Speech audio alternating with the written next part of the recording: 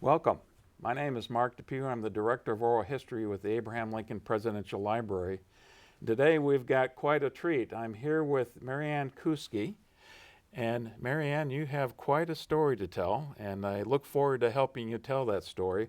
Marianne spent 3+ years in a Japanese internment camp in the Philippines during World War II.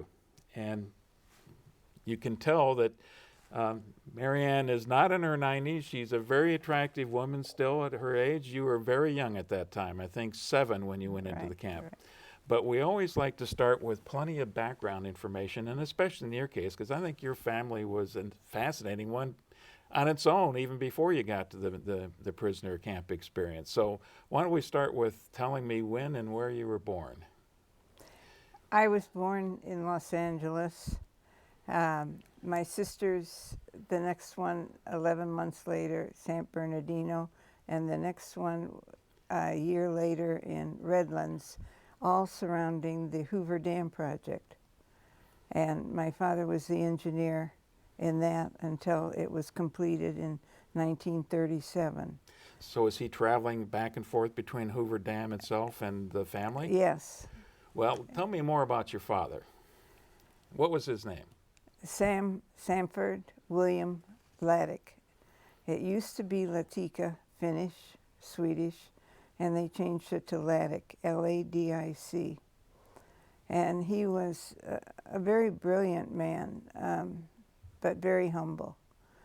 He ended up at the state level being in charge of exams for mining engineers in Illinois.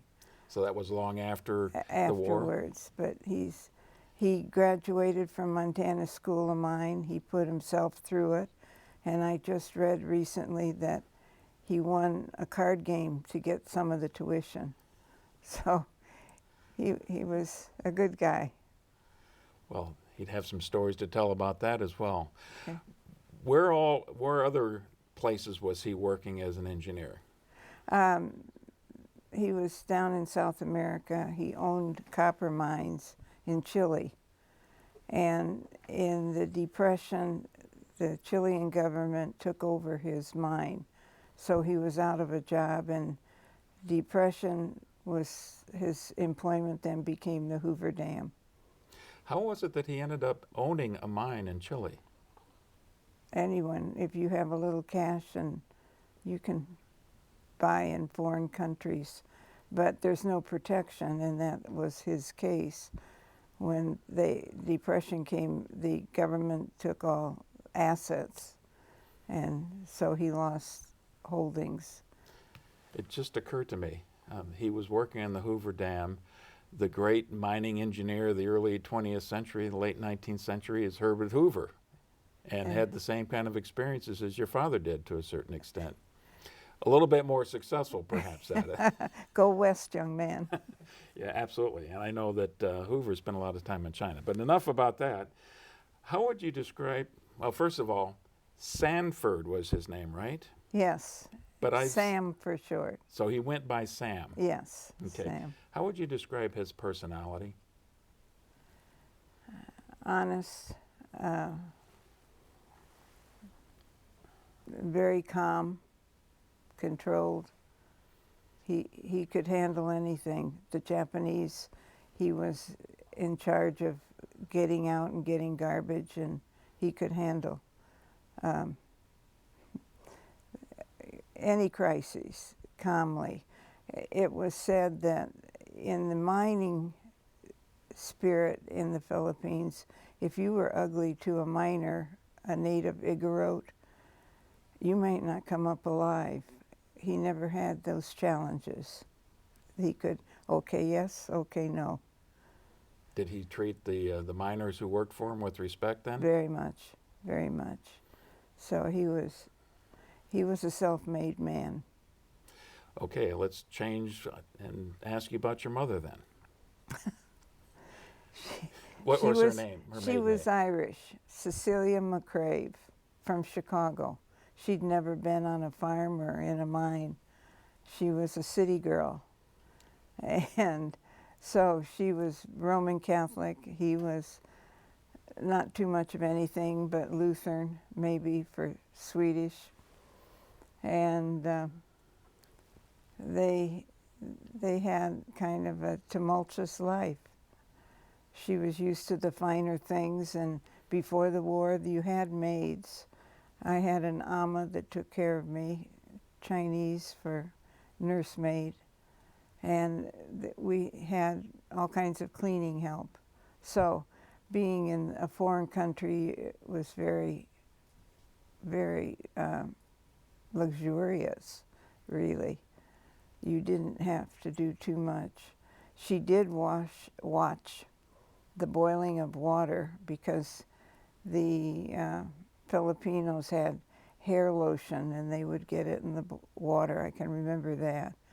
And that was a very important thing, is to keep the hair lotion out of the water. I understand that she was a nun before she met your father? Yes. She was a nun. She was trained in visitation in Catholic convents, and so she joined the convent right after high school and left because she found that there were politics in heaven. And so she was there 15 years. Very different life from my father's, but he respected her and she learned. What was the order that she was in? Do you know? Yes, the Dominican from Cincinnati, Wisconsin. And did she teach or nursing? She taught. She in New York. She taught in Washington, D.C. She was used to never cooked in her life. There were always the nuns had cook people, so she really was used to being somebody that was a queen bee. She was the queen bee? Oh yes, most of those nuns were all queen bees. Now, in reading someplace, I don't even recall where, but I heard the phrase Mother Superior. Was she fairly high up in the hierarchy of the order? She portrayed that. No. I think she'd had it with the convent, and as she said all the time, there's politics in heaven. You have to beg to just unlock a refrigerator if you're hungry. And that was not a life she wanted forever. Okay. How would you describe her personality? Fiery. You've described opposites then to a certain extent. Yes, of my father, who was a calm, cool Swede, and she was fiery Irish. And she was the baby of 9, so she was used to getting her way. She was a little bit spoiled growing up then? A little. And you were the oldest of 3? That's right. How did your parents meet? Do you know? A blind date. And met in her girlfriend from Rosary College in Chicago said that there was this mining engineer that would be coming to Chicago. And so she fixed him up, and my mother and dad were married in 10 days and went to California. It sounds like your dad was a little bit older as well. He was 35, she was 35, they say. I haven't checked too closely, but somewhere around 35. So he'd been a bachelor a long time, and a very successful man, I would assume, by that time. In his way, yes. Yes. He knew how to make money and go to work. And he did what he had to do to feed us. He was very careful that we would be taken care of. Your mother's first name was what again? Cecilia. But I've not heard it said that way or in letters. It's that way. Seal. They shortened it C-E-L-E from C-E-L-I-A. Okay. Yeah. And your sisters' names? I'm Marianne. Marie would be the next, and Cecile, the third. It's kind of unusual, isn't it, to have a daughter named after her mother? Or maybe it's just far enough off that that wasn't an issue? Oh no, there's a Cecile in every very Irish or some whatever is the custom, because my daughter, Kate, named Marianne, Marie, and Cecile is her first 3 girls. So it's, well, find a better name. Okay. Now here's the tough question for you, Marianne. Which of your parents do you think you take after? Well, I could take after both. I can make up my mind and do what I need to do, and yet I can sit back and watch too. I think the blend is there. I push hard if I'm going to accomplish anything. Okay. Now I'm going to introduce another name here because this name is important to us later on in the story, and that's Francis Callahan. Tell me who Francis Callahan is. Francis is my second cousin, he's joined the Army at 19. I didn't know him. I knew of him when the war started. Then I really didn't meet him or get too much information until they liberated us, and he walked in. And this is your cousin Francis.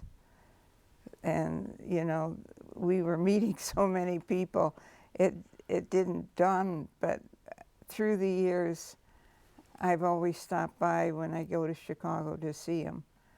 And a deep love for Francis.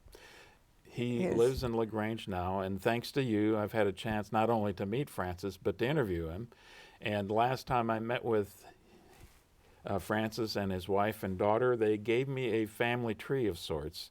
And here's what they had as a description, the link between you and Francis, or maybe his mother and your mother. According to him, Peter Henry and Peter McGrave, and there's the McGrave side, emigrated from Ireland in the late 1800s and married sisters, and apparently lived next door to each other as well.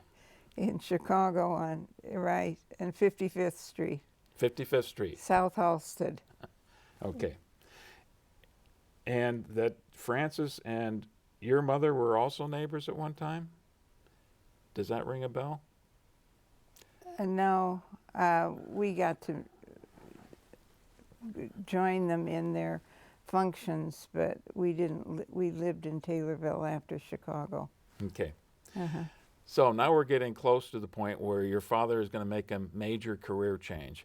What led to his move from Hoover Dam to the Philippines? Necessity of a job.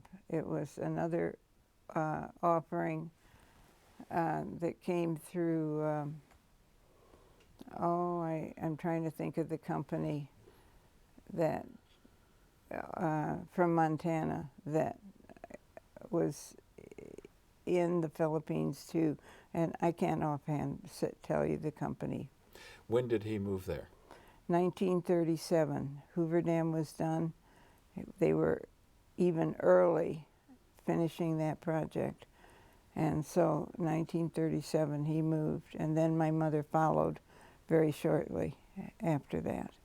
Where was the first location that you all lived in the Philippines? The mine was, he went into mines, it was Paracali. That is on the equator, part of Luzon. It was, as far as I can remember, snake-infested, hot country, and the climate was really very foreign to us. So he moved, I think because of the climate, I'm not sure. You were how old at the time that you moved there? 2.5 or 3, somewhere. My sisters were, well, you saw the passport picture. Yeah, let's take a quick look at the passport picture here. Yeah. And there's your father on the left, very handsome, striking young man. Yes, he was very good. And I'm on the left side of my mother, facing, and I think I'm around 2.5. I forget the month that passport picture was taken. Now, I can tell you, I remember absolutely nothing about being 2.5. Do you remember anything about this time The period? snakes, the lizards, up in Paracali at night in the moonlight, the lizards are harmless, but they crawl the ceiling and you see them and you get used to them. They're going to win. And snakes are in the trees above garbage cans, and so when you go out to throw garbage, you have to look and see if it's safe. That I remember. Is that your earliest memory that you have growing up? Yes, pretty much, yeah. And what was your father doing there? What kind of mine was he involved in? Do you know? Gold mining, copper and gold. It sounds so sophisticated now, but I imagine it was a tough life even for him. He had, I don't know, he didn't talk about tough. He was, I can't honestly answer. He didn't have pick and shovel. He rode trains into the mines and supported with lumber, from what I remember him talking. So he was in a management position Oh, he was superintendent. of the entire mine, Yes. but he Yeah. didn't own this mine, I would assume. No. Benguet coal, which is listed on the stock exchange. Still? Yeah, I could be. It was when I was left being a stockbroker. Okay. That's much later in your life. Okay. He didn't stay down there too long, though, I don't suppose. The climate was not good, and I don't think my mother could take it. Where did you go next then? Yeah, up to Baguio. We stayed for a little while at the Pines Hotel in Manila, but then the Pines Hotel was in Baguio, excuse me, and then had a home up in the mountains with the mines. Okay, we've got a map here. You can see Baguio. It's near the Lingayen Gulf. Lingayen, yeah. Lingayen? Gulf. Baguio is a pine country, pine trees. It's not tropical like you think.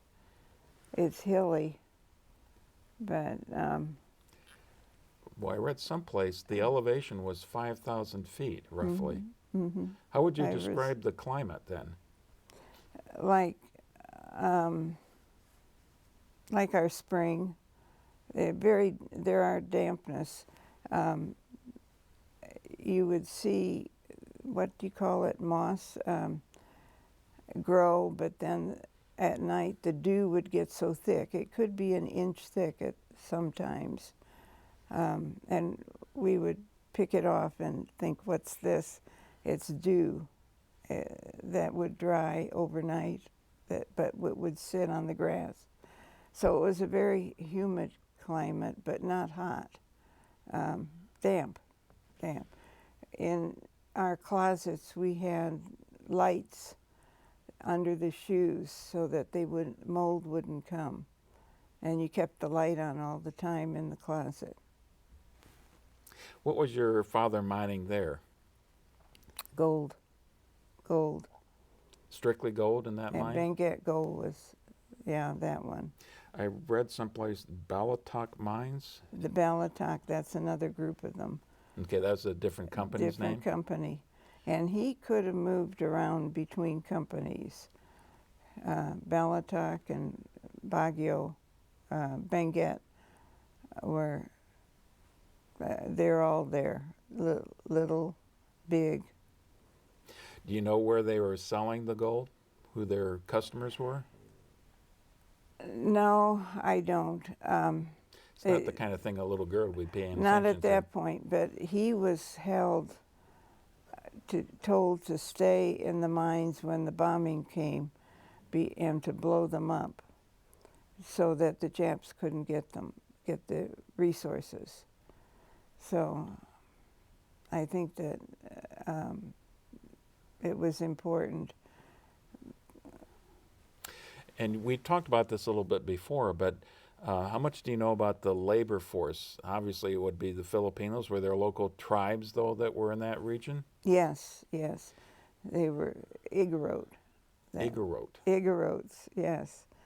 They would come to work barefooted, and like natives, they did their job well, but you didn't argue with them.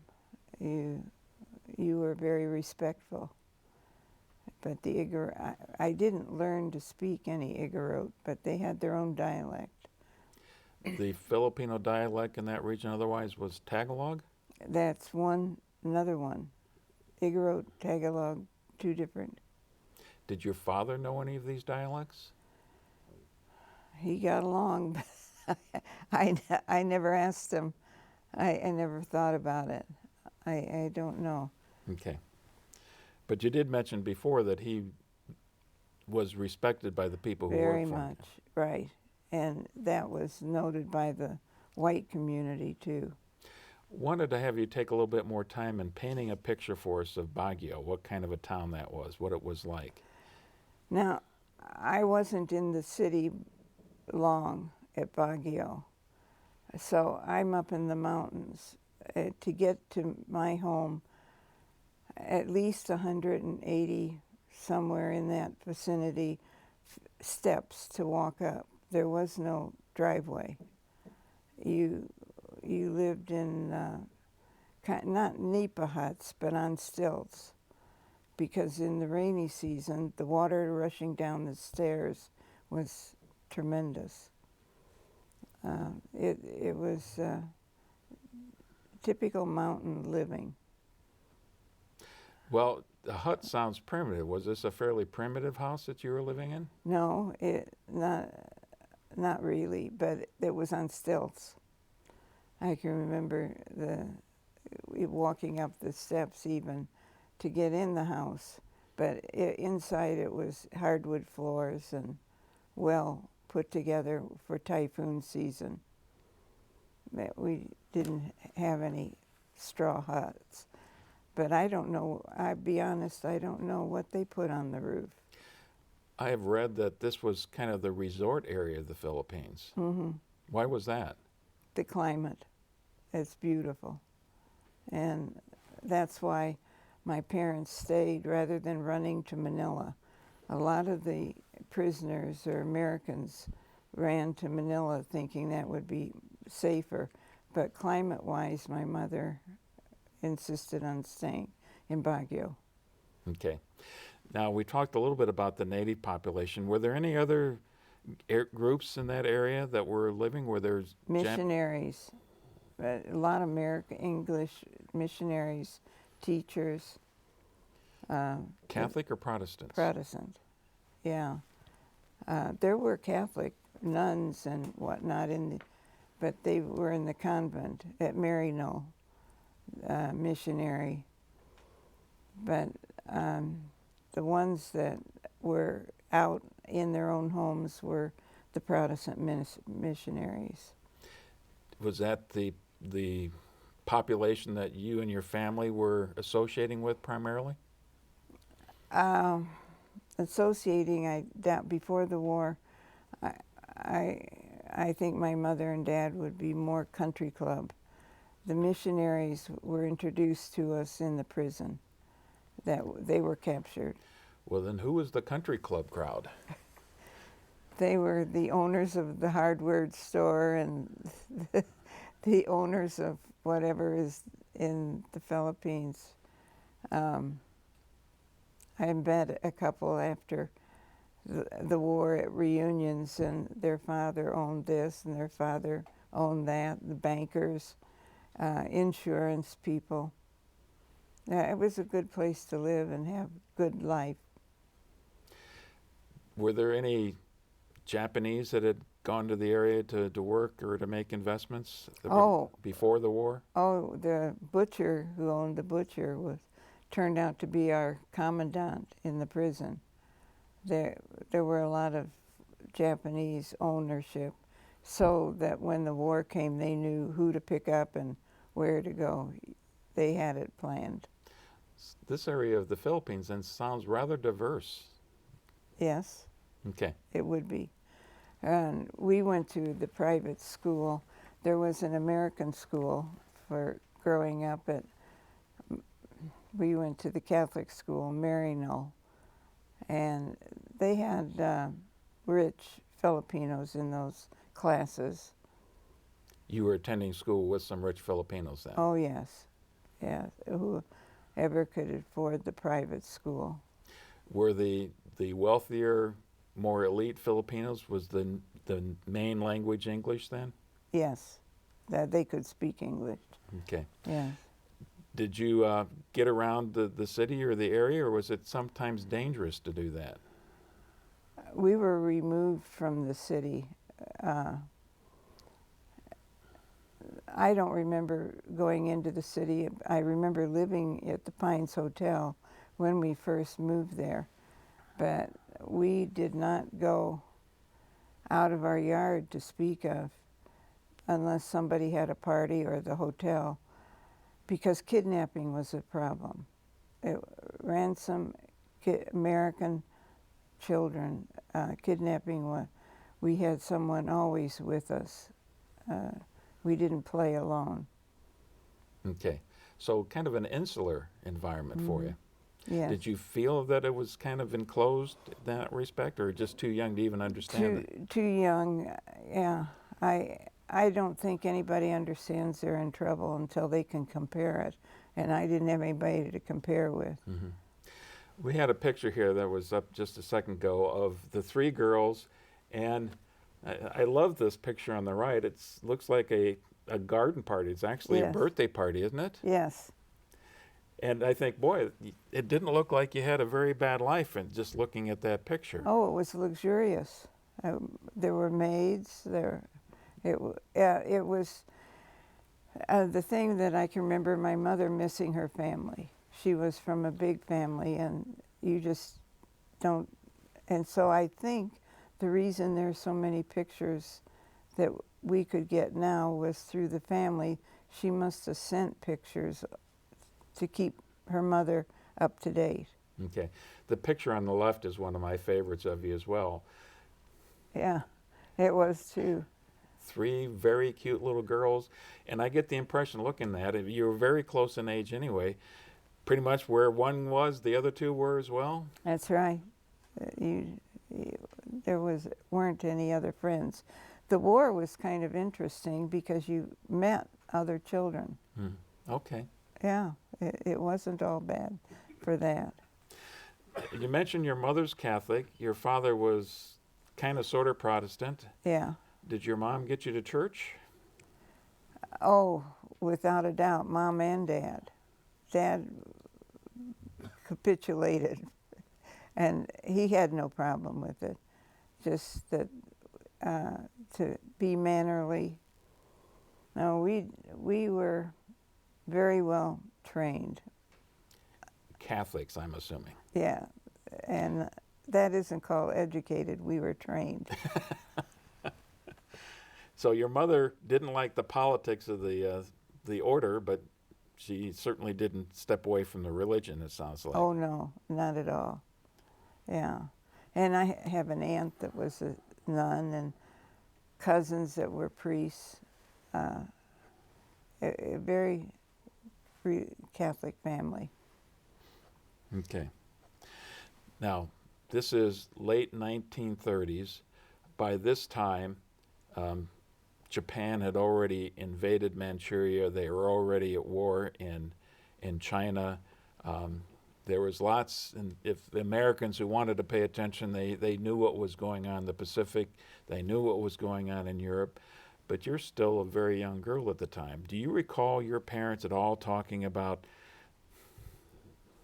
world affairs, or that we might be in a war soon, or anything like that? I recall the radio being on when it really started to bomb, but before the bombing, they said it was a surprise.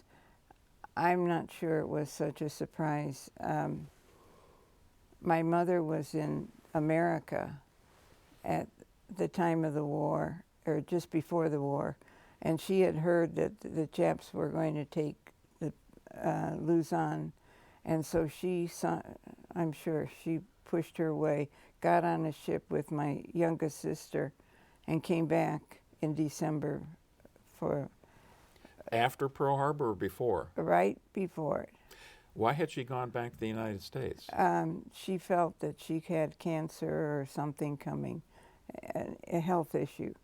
And so she was recouping. I don't really know all the details on that.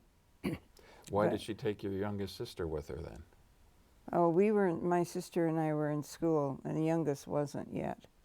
So she took that one. And Marie and I lived with the Maryknoll sisters, so my father could work. Okay, because he wasn't going to be able to obviously take care of you during that time. Right. I had forgotten to ask you, were there any military posts nearby where you were living? American military posts? I didn't know of Camp John Hay or Camp Holmes was Filipino. Camp John Hay was American, but I didn't know until we got there. So you weren't dealing at all with any American military while you were growing up? No. Another curiosity here, did your father know Douglas MacArthur?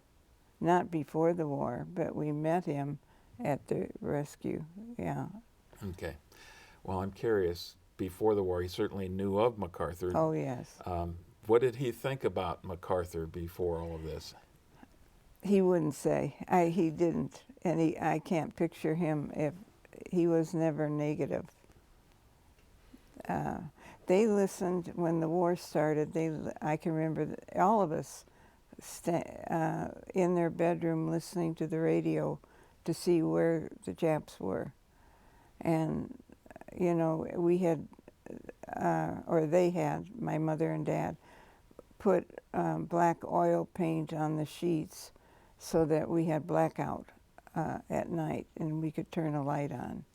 Was this after Pearl Harbor then? Yeah, right Okay. after. Well, I wanted to take you to that. Do you remember hearing the news about the attack on Pearl Harbor? Oh, yeah. What do you remember about that day? That there was bombing, and then I could hear them. They hit Lingayen Gulf, and we could definitely hear the airplanes. But school was canceled. It was kind of exciting, really, in the sense that we didn't have to go to school. These Japs were dropping bombs. The fear didn't set in until the Japs were picking up the prisoners. Then it got real. Okay. I'm going to do something different than I do in most interviews, and that's, I've got a document that you gave me, basically a narrative that your father wrote shortly after he was released, that the whole family was released, still in 1945, many pages long. And as we go through the rest of this, I'd like to have you read passages from your father's narrative to kind of flesh out the rest of the story from his perspective, because, again, you're 70 years removed and a very young girl at the time. So the first one is, I've got highlighted here, December 8th, 1941. And December 8th because I think that's when the first attack occurred there. And, of course, there's a half a world between the Philippines and Hawaii. So go ahead. All right. This is December 8th, 1941. 7 o'clock in the morning on December 8th, 1941, we heard over the radio that the Japs bombed Pearl Harbor. An hour and a half later, 9 planes flew high over our mine toward Camp John Hay, and one of the fellows remarked how well our boys kept in formation and that they were ready for the Japs. And just about the time then, the planes dived and we heard the bombs explode. Several Americans and a great number of Filipinos were injured and killed. That was the beginning of a hectic life. We all put in large supplies of foodstuff and built underground shelters.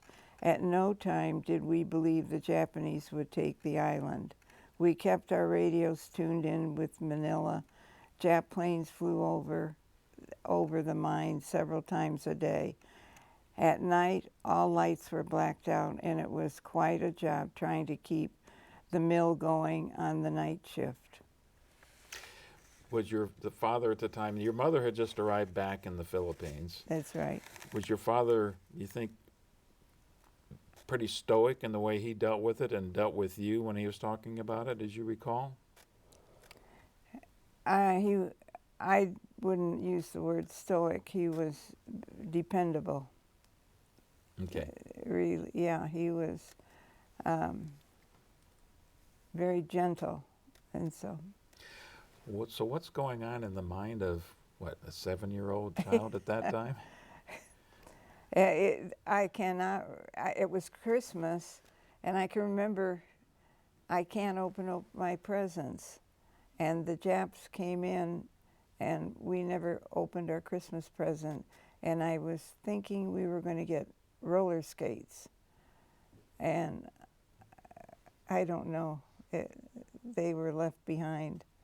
If that was what was in there, I didn't discuss it, but that was my thought at the time. We're going to not get to open our presents. Now, this is the kind of question that only somebody like myself would be asking, and not something that you would necessarily be concerned about at that time, I would think. But the reason the Japanese were expanding their empire was so that they can get the resources they need to fight the war, to support their empire, and especially oil and rubber and things like that. But I would think gold would be at the high end of the list. Did they attempt, as far as you know, to ever reopen those mines where your father was working before? I'm sure they've reopened them if they need them. He had the decision to make at the end, and I remember it was a serious one. Do I stay here and leave the family, go back? Because my mother wasn't going to stay anymore. And he gave it up. And so. Was that after the liberation? War, yes. Okay. They had to make that decision. But as far as you know, the Japanese didn't reopen the mines during their occupation? I have no idea. We never went back, never. I never heard of it. I don't think gold was that busy, but I never heard of it. Mm-hmm. Well, I guess my other curiosity is your father, with the expertise he had about operating the mine and managing the mine, I would envision that the Japanese would see him valuable in that respect, but it doesn't sound like they knew. They didn't know, you don't think? I don't think he volunteered for jobs in the prison, but I don't think they knew his bio. Well, they may have known some of it, but how do you get it to Hirohito, the head of the Jap? Mm-hmm. How do you get that information if they don't ask? This was all planned back in Japan, and even the nice guards were later found out not to be very welcome to the Japanese. Now, one of the things you mentioned was before the Japanese even got to the area of Baguio, your parents had a decision that there were apparently a lot of Americans and English who were going down to the Manila area. Right, that's right. And you already said your parents didn't want to go there. No. I want you to read the next passage then, if you would, and that's decision to stay in Baguio. Oh. At 2 a.m. on December 21st, we called on the phone and told that it was best that American families go to Manila and to be ready at 6 a.m. It is our last chance to go to Manila. Mrs. Ladic and I packed up 2 suitcases we were allowed to take. At 5 o'clock, we decided that we would stay. We both knew Manila and the climate, and to be running around with 3 daughters, 8, 7, and 5, wasn't a very good idea. We had plenty of food in our home. Why leave it? Rumors were getting wilder each day, and the Army left Baguio and went out into the mountains. Some got through to Manila, while others stayed in the mountains for over a year. A few American families, after hearing wild rumors that the Japs were murdering and raping, took to the Baguio hills. Was that ever a consideration for your family, you think? I think it was talked about, I remember, but again, well, that was it. Yeah. The problem, in retrospect, one of the things, leeches, bugs, they're in Baguio too, but going to the mountains, you had malaria, dysentery, and no doctor. And so I think that was the discussion. Do you remember then when the Japanese finally got to Baguio, the area where you were living? Oh, yeah. Yeah, they came with their bayonets and their flaps on their hats. They were spooky. They were in trucks, and they marched us down the steps and with our overnight. But my mother was insisting on taking mattresses and water and provisions that they took from her when we went to the camp because they were badly needed. So she took more than an overnight bag. Your mother was arguing with the Japanese? She had no fear. She's Irish. Did you admire her for that? Oh, we were scared. I don't, at that point, you know, you just held your breath because she was going to do what she wanted to do. She's the one that walked the cow into the prison, so we'll get to that. Yeah, we'll get to that story here Yeah. later on. Well, she told the Japs what to take. Where did you first go then? Camp John Hay. And was that close to the Baguio area? Well, it was ready for prisoners in that it was emptied. The Americans weren't there anymore. It was American constabulary, and there was room for us to sleep. I don't recall it having many accommodations like bathrooms and all that, but it was a place to go. It sounds like it was only a few miles away from where you were to begin with. I couldn't tell you. I don't know. I never, in a truck, you just don't know. Yeah, other accounts that both John Hay and Camp Holmes were very close to that area. Yeah. I'd like to have you read this next section then. Families moved to Camp Hay. And see what your father said about that. Okay. This is kind of new to me.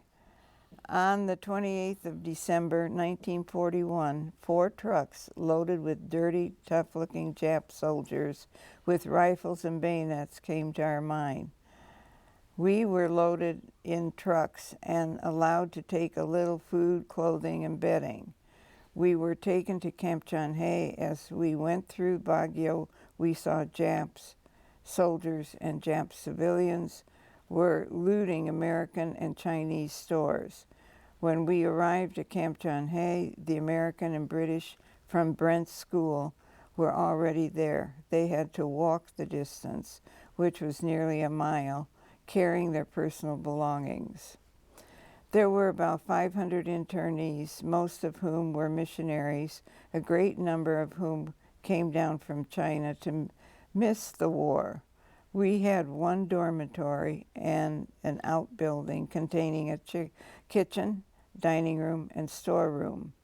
The building was built to take care of 100. Every available place was occupied. I found space out on the porch for my family. People slept on and under dining room tables and in the kitchen. 2 fellows moved to the storeroom, but that didn't last long. Several empty cans were found. Wow. And that's Camp Hay. Camp John Hay. Mm-hmm. I was going to ask you, he's kind of illustrated that to a certain point. Who is in this camp? Yeah. There aren't American soldiers in that camp, are there? No, I don't know where they went to the hills. Yeah, they became guerrillas. The ones that were in the Baguio is my guess, because of the reunions I've been to. They weren't on the Baton March that down in Corregidor, so they had to be in the hills. And we had a couple in prison with us, but we never revealed that we knew they were American soldiers. So there are, I'm taking it, there's American civilians, some British, Yes, Australians, yes, any Dutch, probably, I don't know. but he mentioned Chinese as well. That one surprised me. Owners, Were there Chinese in the camps with you then? yeah. I don't, yeah, Tongs, unless they were American citizens, Chinese. The missionaries, the Chinese missionaries coming from China itself, were they Catholic, Protestant, a mixture of both? The missionaries were pretty much Protestant. The Catholic priests, they came in for a little bit, but they were released right away. The Catholic nuns, they were released pretty quickly. Why were the Japanese treating the Catholics differently? Politics in heaven. The Japanese queen and king were all trained by the Catholic nuns, even today. The Catholic are educating the Japanese in Japan. So there was some kind of a respect, and they really never were given the rough treatment. They were just pushed aside and left to do their work. Okay, was the population that was inside the camp well educated primarily? A lot of different skills. Did you have doctors and nurses in Yes. the camp as well? We had doctors and nurses, but no medicine. So, Yeah. yeah, I mean, you can only do so much. Yeah. Were there any Filipinos in the camp with you? Unless they're married to an American, no. Okay. Tell me about the guards, and this is the guards at Camp Hay, and we'll get to talk about the same list of questions when we get to Camp Holmes. Yeah, Camp John Hay, those are the ones that were the landing troops. They're the ones with the bayonets. I did whatever they wanted to do. There was no question. They were not kind. You moved, you took care of your, listened right away, and we had roll call, and you bowed, Ohio, good morning, and roll call at night. And they knew most of the people before we even got there. The Japs did. So they had a system of intelligence before the war. From the Japanese who were living in that area beforehand? Yeah, our butcher was Japanese. He was our commandant at the war. At Camp Holmes or at Camp John Hay? At Camp John Hay. Okay. So somebody would have known then your father was a mining engineer. Right, but they wouldn't put two and two together that, they own the mines, this is something we should do. That development probably could have come if we stayed longer. Well, I'm sorry to keep belaboring the point. I'm just very interested in that. Yeah. Okay. That would be the one reason I would want to go to the area, to take care of, or to take advantage of the resources they had. Did they treat you harshly? Did you see people being beaten? Oh, yes. We were made to watch any people that caused an infraction in the rules or tried to escape, and they brought them back, and we all had to stand and watch. Yeah. What was done to these people? Ball bats, beat, just physical terror. Again, how does a young girl of 7 or 8 deal with something like that? You don't ask questions. You don't. Yeah, you watch. That's what they told you to do. Tell me about your living quarters. Your father talks a little bit about that in the passage, but what were your living quarters like? And again, this is just Camp A. Well, it was on the porch. And really, they used the rule of so many feet per person.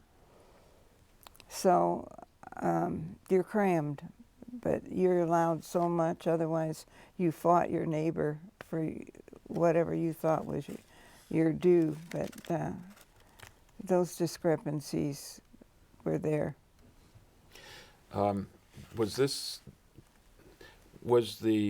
Were the families segregated?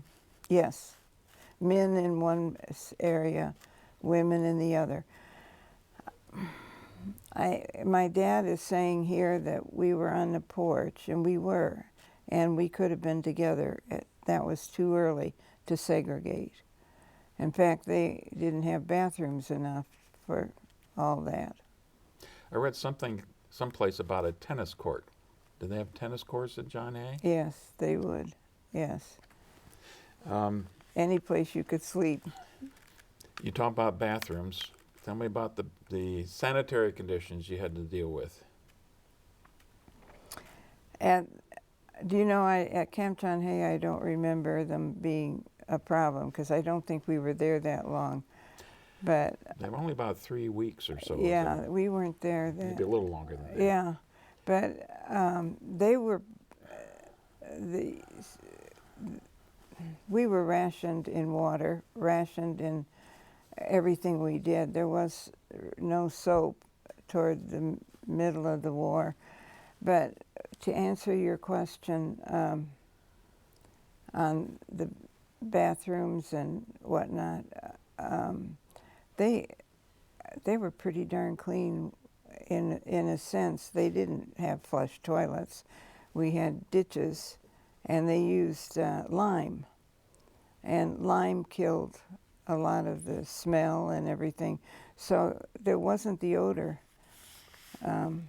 I've gone into worse horse barns than what we had. So they did keep up with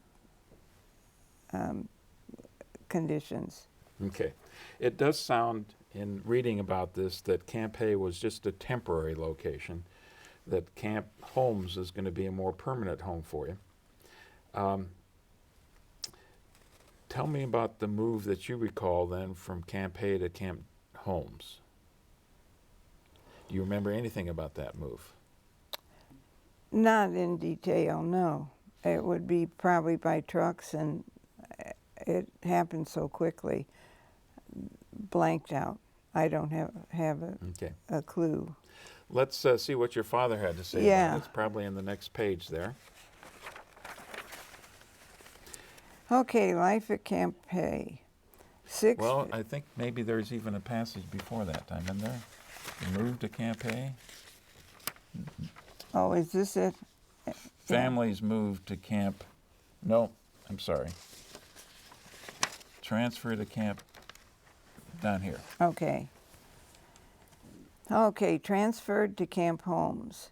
We were moved to Camp Holmes, which is about 5 miles from Baguio, on April 23rd. It was a very good move for us.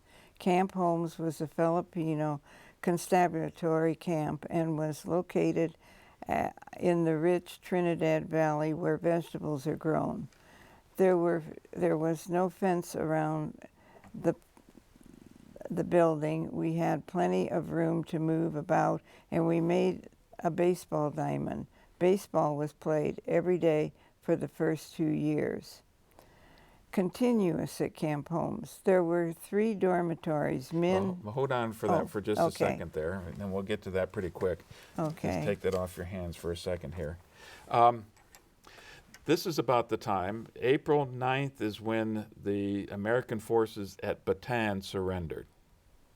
Okay. And then May 6th was the American forces, the formal surrender of those Americans on Corregidor Island. Do you recall hearing anything about that? No.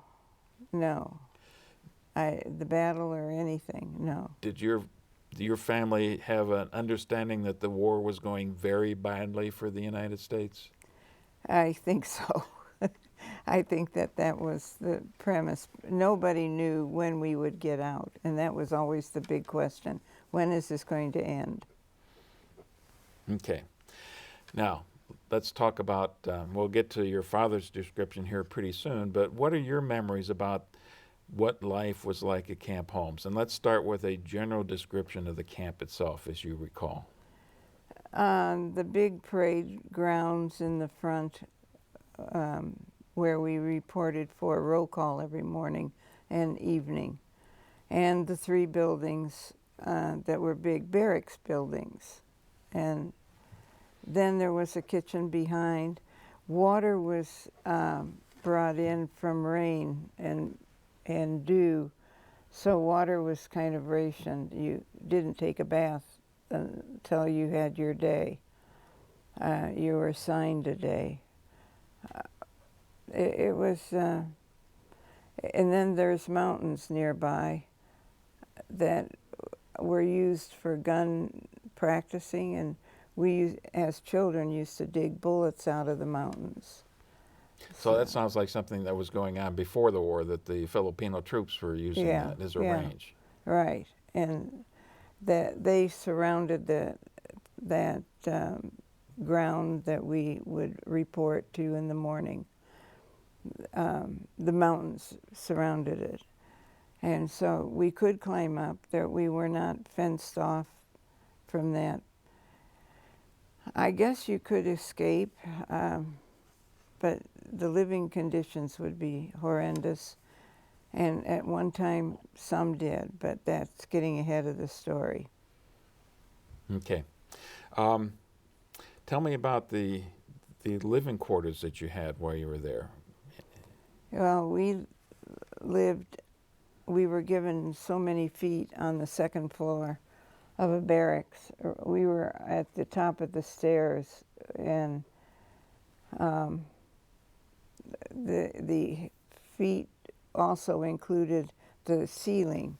So to accommodate and give us more room, we built a swing or a wooden layer of 2nd floor above the floor they gave us, and so we had double the room to sleep on bare wood. For pillows, we just used clothes, whatever we had. You said your mother insisted on taking mattresses and things, but was that all confiscated pretty early on? Oh, at Camp John Hay, that was taken immediately. We never saw 2 days out of it. No mattress, no food. How about clothing? How many changes of clothes were you? We were told to have an overnight, and really that was about it, a sweater and a couple of outfits, whatever we could carry. And I believe in the picture, as we grew older, the knee socks became sweater arms. Okay. I did want to have you read it something here a little bit farther into your dad's description. Americans come in from the hill, right down the bottom, and then continue on the next page. Okay. Americans come in from the hills. A year after we were interned, the American families who took to the hills decided to come into the camp. They were a sorry lot. 2 American women were killed by the Japs. Most of them had malaria. One of the men had the use of one leg done due to infant paralysis. Lost the use of one leg. Okay. Okay, he lost the use. One of the American women gave birth to a daughter shortly after they went to the hill. The youngster was about the healthiest of the entire lot. Do you remember when they came in from the hills? Yes. And you just didn't escape. I mean, when you saw that, put it out of your mind. That it was not better, but worse. Right. There was, as I said, leeches and all kinds of bugs out there. Okay. What do you recall about the guards that you had at Camp Holmes? Were they different than the ones that you had at John Hay? Oh, by all means. At Camp Holmes, the switch came where the Formosan guard became our guard, and they seemed to be kinder. In fact, the picture of the children is an indication. I don't know what family got it, but that picture was taken by a Japanese. You're talking about the large group of about 30 children we've got here now? Yeah, yes. Yes, that we had no cameras. That was done by the Japanese, and they sent that back to America. But Formosa Japanese. Now, Formosa, yes, Formosa Japanese. I don't know what Formosa is called, something else now. Well, let's go back to that picture. And I know you brought something with you. Maybe your husband has that over there. A lot of the children in this picture have dolls, don't they? Yeah, they brought them from home, and if they didn't have them, then you didn't have a toy. My sister had a monkey with her always before the war, and so she carried it into the war and lost it at the end. Now, tell me where you and your sisters are in this picture then, if you can. My sister is on the right, on the first row. That's the middle sister. In the front there? In the front. And you can take the plastic. Yeah. And are you in the picture? Yes, I'm at the top row on the left, second on the left. Yes, that's me. And there's another sister, and I can't see it. Oh, I see her. She's at the back of the sitting girls with the toy over, no, on the left, up high, there. Okay. Right below the tallest girl on the back row there. Yeah. Okay. Now, does that look familiar? I didn't have a doll, so I made it. And this is out of a towel and some cloth that was making dresses for us. The English women knew how to needlepoint and to sew, and so they taught me how to make a doll out of a towel. And she's pretty pathetic, but there's stitches that are from the dish towel. Is that the only thing you have to show for those 3 years? Yeah, this is it. This is something that I kept, and wherever I went, I took my doll with me. Well, it's kind of obvious, but how important was that little doll to you as a Well, 7 or 8-year-old girl? Yeah, comforting, very comforting. And you get your mind off of other things. It was worthwhile. What I'd like to do now is to have you read this fairly long passage, well, yeah, a couple different portions on conditions in Camp Holmes, and give us a better picture of that. It starts down at the bottom of the page there, right down here. All right. There were 3 dormitories. Men had 1 room, women and children had another, and the Chinese had the 3rd. The Chinese were kept here only 3 months, and the Japs decided to let them out. The men moved into the barracks, and the women moved into one we had vacated. We were allowed to visit our families during the daytime. A small fence was put up in the order to keep the men and women at a safe distance. Mrs. Ladic and the 3 children had a corner in the barracks. They were allotted floor space, 10 by 12. The homemade bed for 4 took up most of the floor space. 2 bed sheets hung up, served as walls. And in the men's dorm, I had a floor space of 3.5 by 7. Yeah, and then down here. The committee was afraid to open a community store. Now, before we go farther, the committee, do you know what he's referring to there? That must be the group of decision makers of our prisoners. Okay. Yeah.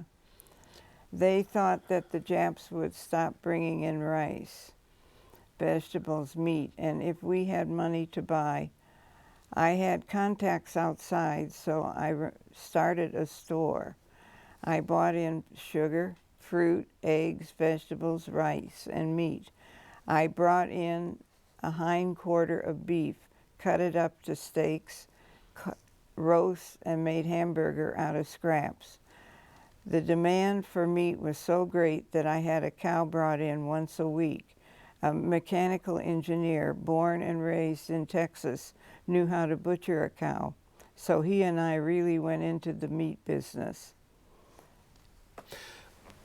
Boy, that surprises me. That quite, of course, when you're put in these kind of circumstances, you make do with what you've got, but it also suggests that you had a little bit more latitude in the Camp Holmes than at Camp John Hay. Yeah. I don't know what, in reading the other camps, I don't know if they would have had that leeway, but my father would have made friends with, and if it's Formosans, they were reasonable.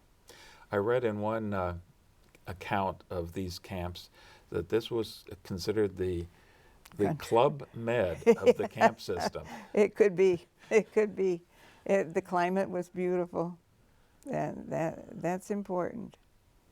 Now, I wanted to go into more about the treatment of the prisoners and the nature of the relationship between the guards and the prisoners. It sounded much better here than at John Hay, and certainly better than when you get down to the Manila area. But it wasn't all that good. And was there torture and beatings that were still going on at Camp Holmes? Not as much, but they had theirs that tried to escape and a few of those things.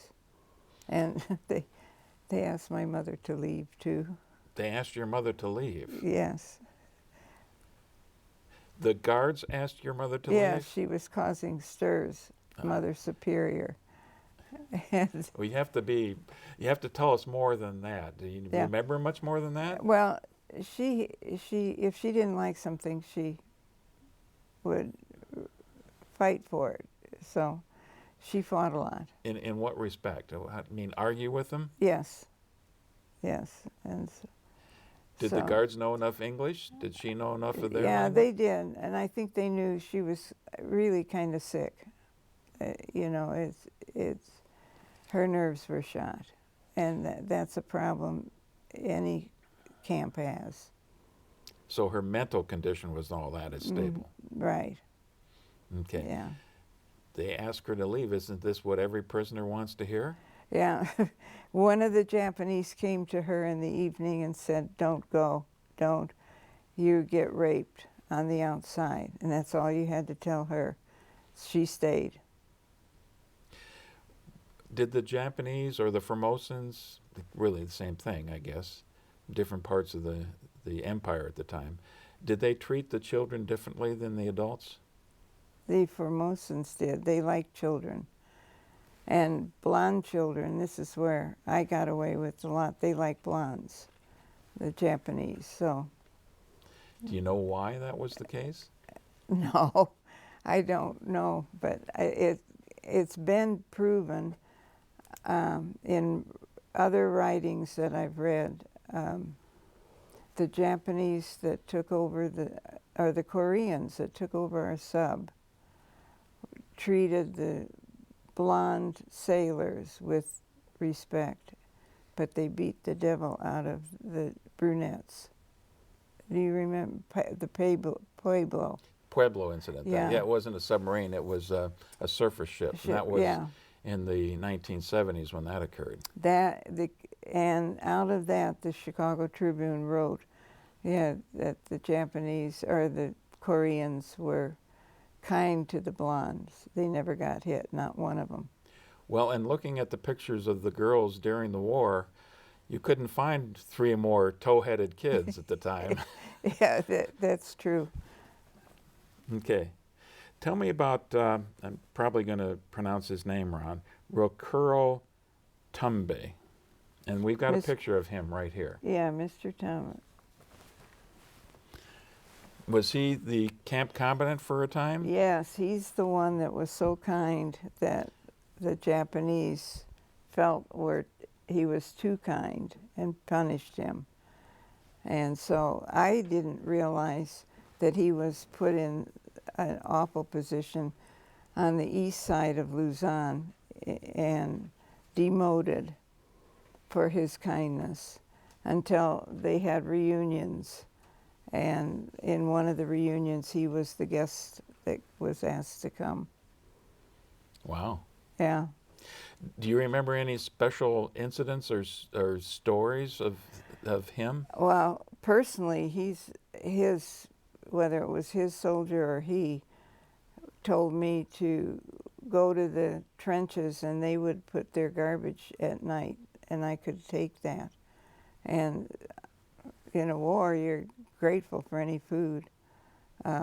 So at night I would run over and climb in the trench and get the food that he left. I don't know if it was Tambe or his people, but they were at least trying to be kind. Well, that gets us to the question of the diet while you were there. What kind of food did you have while you were in Camp Holmes? In Camp Holmes, we did have vegetables with rice and corn. I can remember the last Thanksgiving, we had goose, and I don't know if Dad recalled that, but there were some wild geese down at a pond in the camp, and they butchered a couple of them for soup.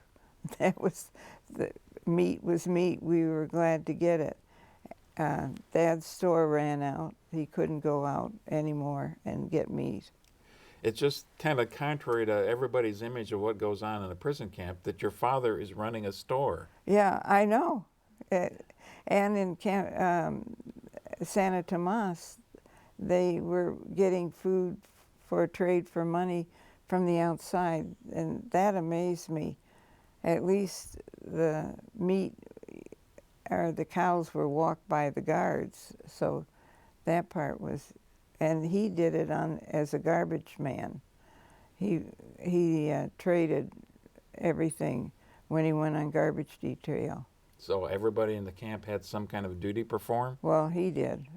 I don't know, those who wanted one. Okay. You mentioned Santa Tomas. We'll get to that quite a bit more later, but that's a camp actually at a university in Manila, isn't it? Right.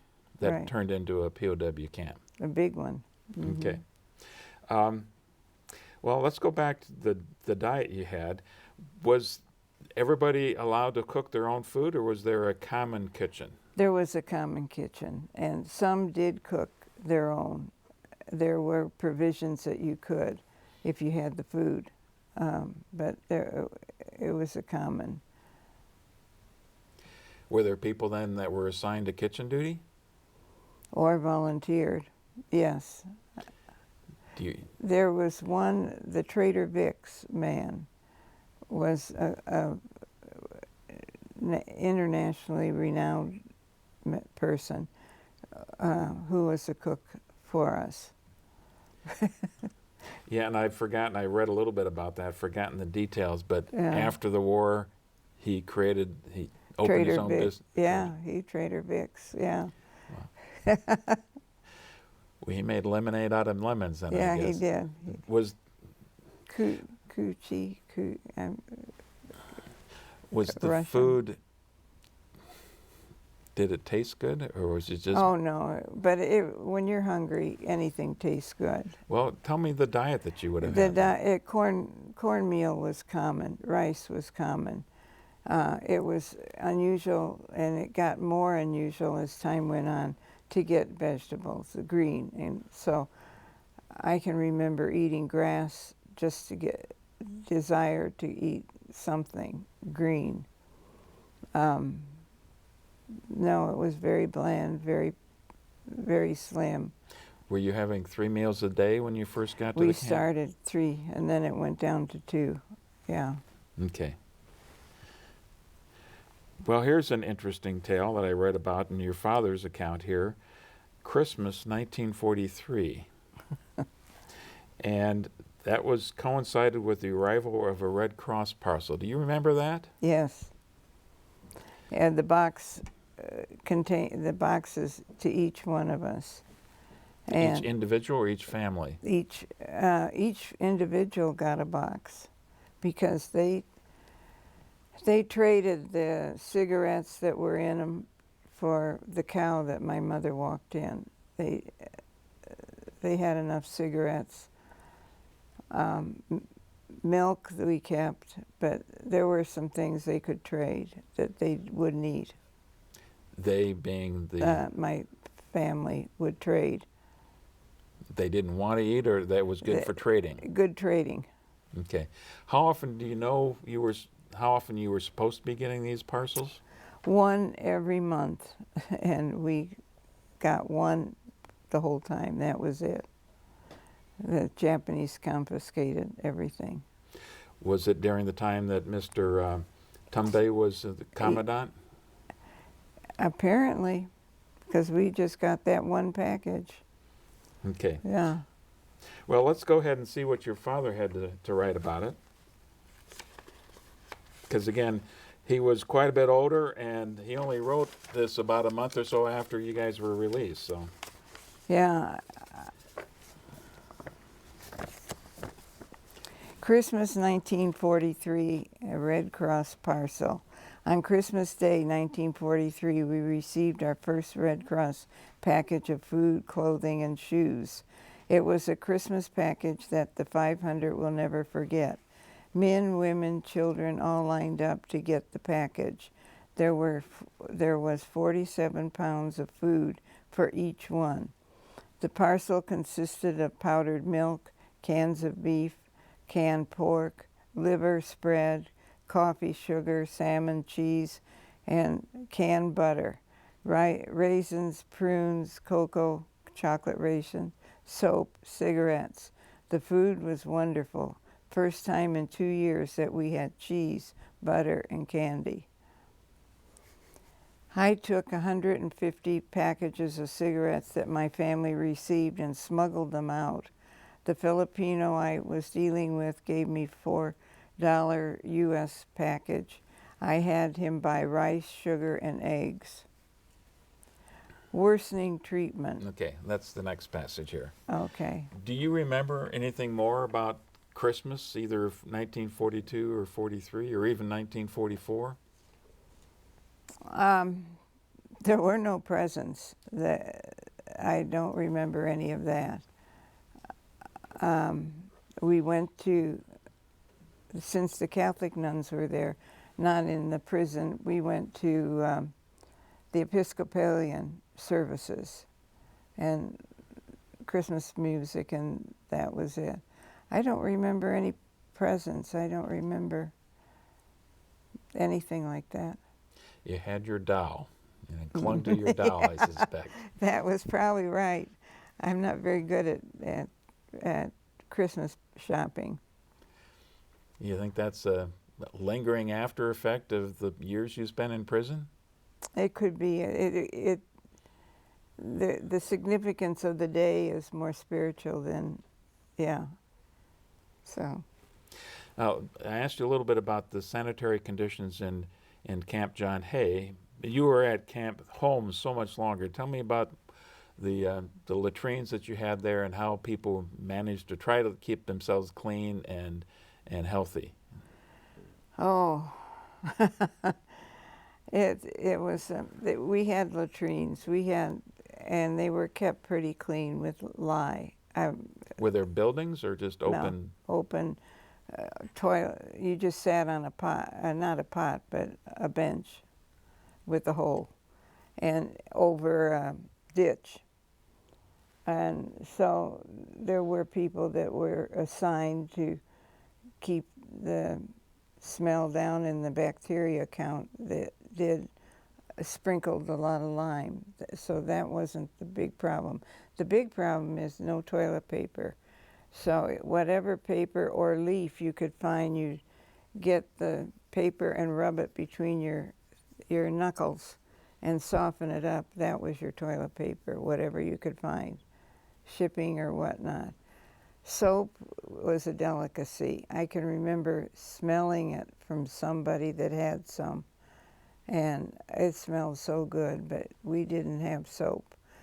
To clean pots and pans, you used mud that had sand in it, and that cleaned the pots, and a little water.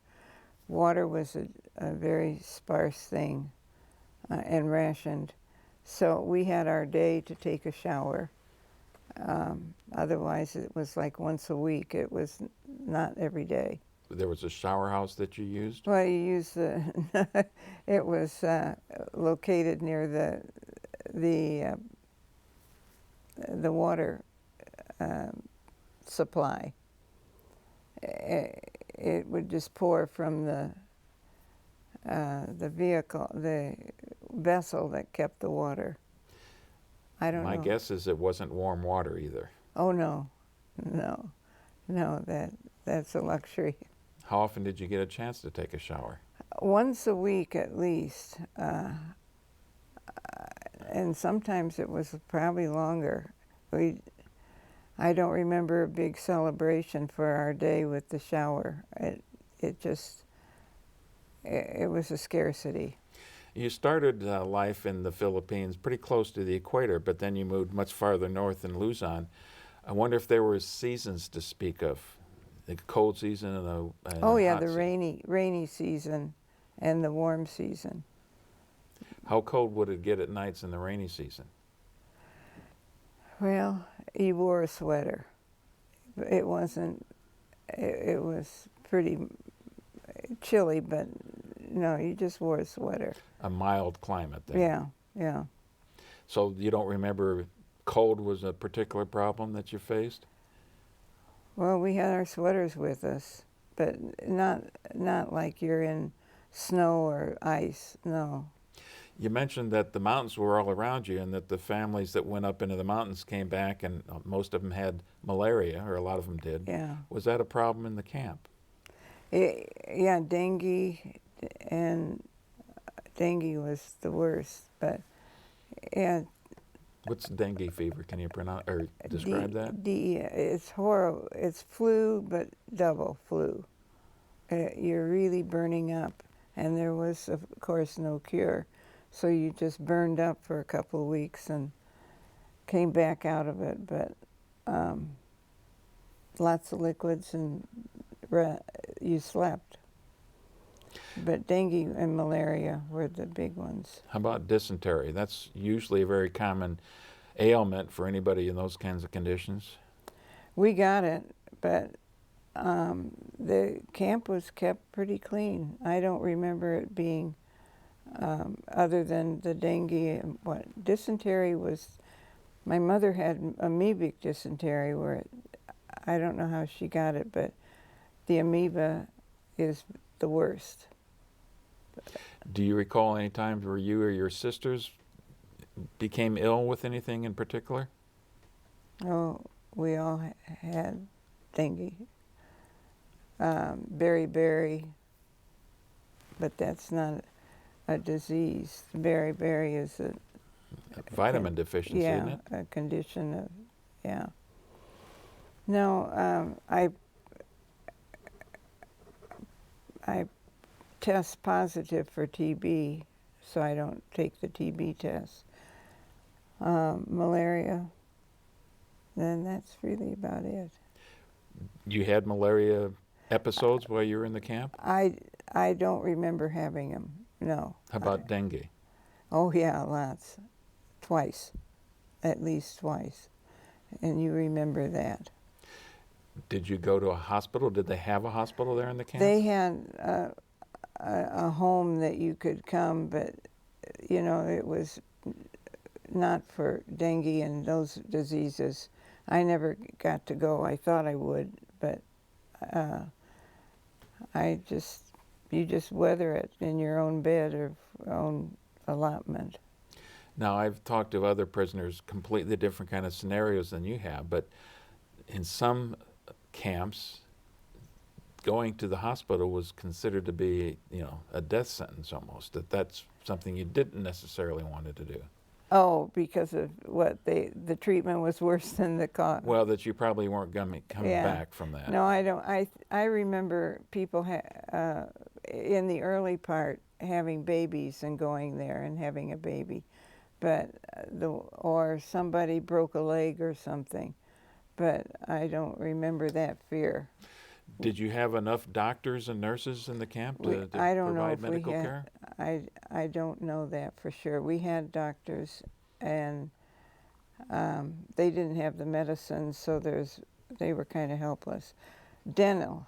Yeah, that was my next question. That is a common problem, and we had a dentist, but all he could use was sidewalk cement to fill cavities. He did what he could, and that was it. You mean, was he able to drill out the cavity before he put in the... You right, but you didn't have Novocaine or anything. Yeah. How did your teeth hold up during these 3 years? I had some cement, and the first dentist at the hospital in Chicago, he took it out the concrete and started years of my teeth are terrible. A lot of maintenance going on. Yeah, I would think that would be very common. Yeah. I got beyond our discussion about food. I wanted to ask, it sounds like you were able to have gardens. The adults were keeping the gardens. Were they able to use the food, and do you remember what was grown in these gardens? Sweet potatoes. I gardened too. We didn't get to confiscate the food at all. We were gardening for the Japs. I don't remember us taking pride in, this is my garden. No, we were told to garden and where to go to hoe the weeds, and it wasn't ours. But there were gardens. Okay. So absolutely no benefit from working in those gardens. No. Okay. Wanted to turn the attention then to your young girls. You should be going to school. So let's see what your father has to say about school and recreation in the camps, in Camp Holmes, Yeah. I should say. This passage right here. It was at Camp Holmes that we were allowed to have schools and hold church services. Permission was also given to allow us to put on some entertainment on Saturday nights. No dancing was allowed for the first 2.5 years. The Japs brought in one motion picture during the 3 years. It was terrible. Should I go on? No, that's right. All right. Okay. Do you remember that school? It was a joke. They all got together in a shed, and we had no books. And the teacher had a book. And then it kind of, I don't remember attending a week, a month. I don't remember anything, but it certainly wasn't kept up. Contrary to Camp John Hay, or Camp Santa Tomas, where someone said they had a degree out of the camp. We didn't have that. Looking at the children, they're young. There wasn't enough books to go around for that. I had to learn to multiply and add when I got back to Taylorville, and where I was living. I joined the 6th grade, and the nuns kept me after school and helped me catch up so I could get 6th grade work, because I couldn't multiply, I couldn't divide. Do you remember what subjects they were trying to teach you at the time? Probably social. I don't remember if it was math or what. What does my father say? Well, I don't know if it was your father, but I read in one account that they did not teach history or geography. Well, that could be politically. So here's a historian thinking, oh, Learning history is a dangerous thing. Well, they told us that they had, taken over the Mississippi River. So you were hearing news from the Japanese, but it was... False. Yeah. That the Japanese were to Mississippi and taken all that land. Okay. Wondered if you could think about this just a second here, but kind of take us through a typical day for you when you're a young child growing up in prison camp conditions. How's the day start? A roll call and breakfast or whatever. And then if you're assigned a job, and my mother was given the stairs where we were on top of the second floor, we had to keep the stairs clean for our end of the building. After that, whatever duty they assigned us, kitchen, gardening, there was an assignment of some sort.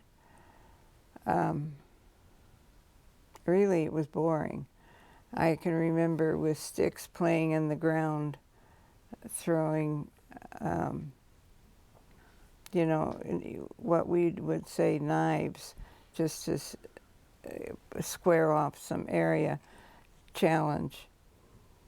But then the English were the ones that started sewing class, and that interests me. So that's the creation of my sewing. You talked before about digging bullets out of the hillside. Yeah, you're bored, you go and see if you can find some new bullets. What did you do with them afterwards? They were spent. I don't... They probably lead. I really don't. We just dug bullets. How many did you get today? Were there any other toys to speak of to play with? Wood that you'd build a little fort or something. I don't think we had a hammer, but there were some people that got a hold of wood. Otherwise, it was really boring. My father mentioned the ball game, and at that time, I don't remember the ball game, so he would be right. Okay. Well, he also mentioned that there were plays that the prisoners were able to put on occasionally. You remember any of that? I remember hearing of it. Those people that were talented that way could put them on, but they didn't include children. Were you pretty much the children off on their own then? Yeah, we really, I think the adults needed the plays more, but there was just, it was not, you wonder how, after 3 years, when is this going to end? And that's, it's unbelievable. You mentioned, though, earlier that maybe one of the advantages of being in camp is that you had a lot more children of your own age. Would that be correct? Yes. And you became friends, but you walk around the same premise. You do the same thing every day. There's not much variation. Was mealtime the highlight of the day for you? Oh, yeah. Oh, yeah. Hunger pains are hard. And toward the end, it hurt. And these are your prime growing years. It hasn't hurt, has it? And I would think what was especially important was protein and calcium. Right. Were you getting any kind of milk or other calcium sources? No milk, no milk, no. No, just unless you ate green vegetables, and we didn't have many. I had beriberi. We had deficiencies. Did you have some specific chores to do every day? Yes. What you volunteer, you can wash the stair. The stairs were our permanent chore. But if they needed help in the kitchen or something, then we were glad to volunteer. Was there a good job to have and a bad job to have? No, I don't remember it that way. Okay. Like you could get some free food. They were pretty strict. Do you recall that there was opportunities when your parents were able to get together? There were, toward the end or something, they were letting them mingle, but I think they had to stay in the daylight. They didn't want any babies appearing, and they did. So I think that it was a case of keeping the population down. Okay. Let's get to later in 1944 now. You've been in prison for about 2 years. I guess they called them internment camps. What did you guys call them at the time? Do you recall? No, no, I guess that would be about it. I can't think of anything else. Mm-hmm. Were you considered prisoners? Did you? Oh yeah. You saw yourself as prisoners? Oh yeah. You bow every morning. You bow and I had a number, and you checked it off. What was your number? 143. So who was taking roll call? The Japs. They were there. Any particular prison guards that you recall other than Mr. Tumbe? Not by name. I would know who was kind, but How about ones that were especially vicious or brutal to the prisoners? Oh, we knew those. Any particular incidents come to mind in that respect? Any that you really were fearful of? Well, it would be the beatings that they at night if they caught anybody infracting. What kind of infractions would get you a beating? Just stealing food or things I was doing. But you roll call, yeah, anything that was out of the order. I don't recall specifically. We just knew to follow the rules. Did you see children get beaten? No, I didn't.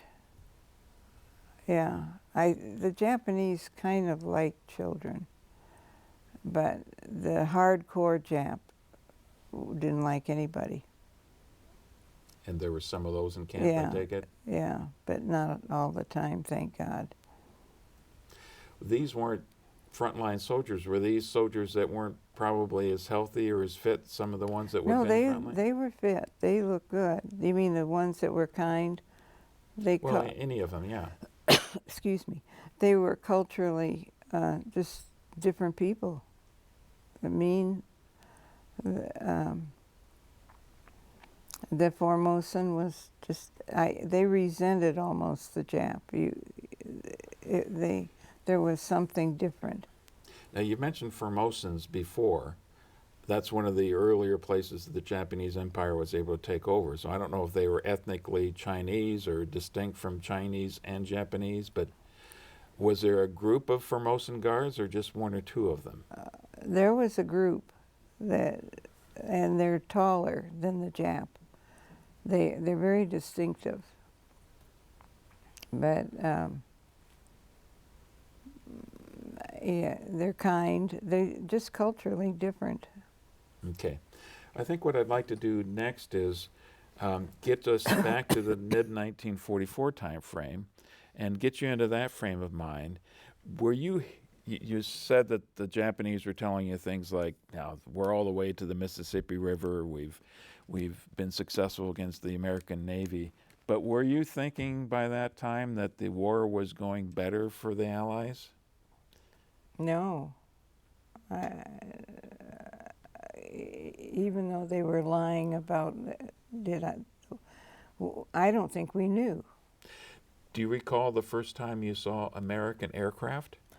I saw one in 43 that flew over, and he had a trail of smoke and went out into Lingayen Gulf. It was hope, but there was nothing until maybe 45, 44. Late 44. Mm-hmm. Okay, what I'd like to have you do then is this next Yeah. passage, worsening treatment, and this is talking about that time frame. Here. Right at the bottom there, yeah. All extra food packages and newspapers were stopped. The Japs again cut down on our corn and vegetables. Wire fences were put up by the Japanese soldiers. No one had enough energy to play ball. Everybody had to work in the garden. 2 of our single fellows escaped and joined the guerrillas. Several of their friends were taken to Baguio for questioning. They came back. They were beaten, hung by their thumbs, and carried the bruises for months. Okay. When they talk about hung by their thumbs, they're talking about putting them up like this and hanging them Behind their back. behind their back. They're not talking like this. Well, I'd imagine to pull the arms right out of the sockets. Yeah, yeah. Horrible. And you as a child actually witnessed that. Oh yeah. Not now the hanging. No, they didn't. When they came back, I did not see the hanging, Okay. but I know how they hang them. Okay. Did you hear any rumors in the camp about the Japanese treatment of American military prisoners? Oh, horrible. You were Yeah. hearing that in the camp? In Bilibid, especially Camp John, not Camp John Hay, Camp Holmes, not so much, but where we were, the Japs buried the Baton boys, and This is in camp? Manila. Okay, in at Bilibid. Camp Bilibid. Okay. Yeah, that's where when they were dying or put to death, and they buried them, and the smell was horrible. It was disgusting. Had you heard anything about a couple incidents, trying to remember the name of the camp, that the American prisoners were sent to an island to build a airstrip and then were put into a bomb shelter and just burned to death? No, I don't think we heard that. Okay. I'm not sure, and maybe they kept it from us. Yeah. Cabachuan, I'm trying to think of the prison. Cabanatuan is the one that there was a famous rescue Yeah. right towards the end of the war. The And as I parachute. understand, the reason for the rescue is because they were afraid, Americans were afraid that the Japanese would continue just slaughtering the prisoners that they had. Right, right. Yeah, we were lucky. We were very lucky. It got nasty. What time frame then was it that the family moved to Manila? Do you remember that? At the end of 44. Yeah, your dad recounts it was December 27th. Mm-hmm. Before that time, was there more glimmers of hope? No, there was. We saw the aircraft in the air that occasionally would go over and think they're getting closer, but you don't build your hopes every day. Why not? It's a long time. 3 years is a long time. It gets old to have your hopes dashed every day? Yeah, yeah. And when it came, it was marvelous. When the American aircraft went overhead, do you recall the reaction the Japanese guards had to that? No, I didn't. I don't remember that. Okay. Now, late 1944, what, 10 years old at the time? That's how old you At were? least 10. So, a little bit older. It's still awfully, awfully young. But do you remember the move from Camp Holmes to Manila? Oh, yes. Yeah, you can't forget. It was nasty. It's like going from Decatur to St. Louis. And you walk some of it, or truck some of it, and we passed troops going north. And we were going south. That's what they wanted, us to all be together in one Concentration? yeah. So, yeah, it was dry, dusty, and you could see all the troops going. We'd pull to the side and walk some. It was a long walk. I don't know, how long did he say? Well, let's go ahead and read your father's account. Moved to Manila here, and this one's pretty lengthy, but I think it's very descriptive. And while we're reading that, maybe we can take a look at the map and see where that movement occurred. There we go. Yeah. From It's like going to St. Louis. Well, I'm not sure on the miles. a couple hundred miles, I think. Well, then that's to Chicago. December 27th, 1944, we were told we would go to Manila. 300 leave within 24 hours. That evening, Mrs. Ladic and I went down to the garden and picked 60 pounds of sweet potatoes. There were several others that had the same idea. We were taken to Manila by trucks and were packed like sardines. The trip should be made in 5 hours. It took us 18 hours to get there. Nearly everyone had a few cans left of their Red Cross package, which was given a year before. We had a few cans of butter, corned beef, and salmon, and it came in handy. The package should come one person a month, but we rationed it to the family, and we could take a can of corned beef and use half for tonight and the rest tomorrow night. Toward the end, we would open 1 can a week. We were put in old Bilibid Prison in Manila, and in those prison there were 300 soldiers from Bataan and Corregidor. We were separated by a concrete wall. We were so tired and dirty that we took mattresses that were full of vermin and bed bugs and slept on them. The next day we had to destroy the mattresses and clean the wooden beds. There were 170 soldiers buried in our section of old Bilibid. Some of the graves were less than 25 feet from our kitchen. They were not buried very deep because the odor of decaying bodies was prominent. Well, see, they're at water level in Manila. The prison was filthy. The latrines were open. The places were full of flies and mosquitoes. We started cleaning up, used large mosquito nets to cover the latrines. A great number of internees were taken down with dysentery and dengue. We had no medicine and only corn for food, which is poor food for patients. Our menu was corn mush for breakfast, no lunch, corn mush with sweet potato greens for a vegetable. The corn was filthy and full of weevils. We would wash the corn and then grind it until it was a corn mush. And every day we saw our bombers flying over and dropping bombs around us. The large part out heavy the Japs put out the heavy anti-craft fire.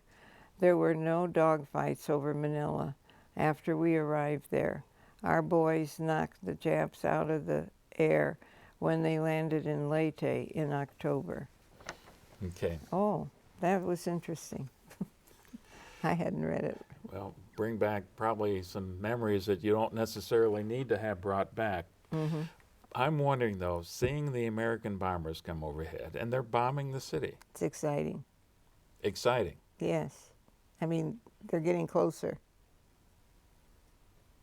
Most people's reaction to bombing would be terrified.